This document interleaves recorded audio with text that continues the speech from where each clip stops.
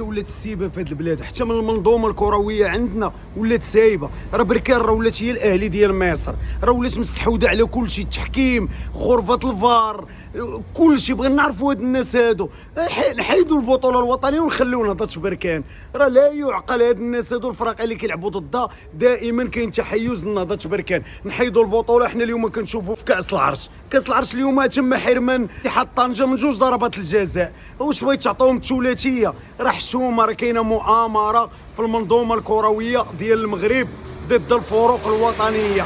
علاش بغينا نعطيو البركان؟ واش بركان ما عندهاش التاريخ؟ 2010 ولات كتستحوذ على هذا الشيء. راه حشومه، راه وليتو كتضيعوا العرق ديال الناس، راه كتضيعوا عرق ديال الفرق كبار اصاحبي. راه حشومه. حنا اليوم كنشوفوا اتحاد طنجه، احنا كنشوفوا البطوله، ما عمر تاريخ البطوله سالت البطوله في الدوره 24 والتحيزات. واش داخلين على 4 الاهداف؟ ولكن هاد الناس هادو راه باينين ومعروفين، راه الفيدراسيون هما السبب في هذا الشيء.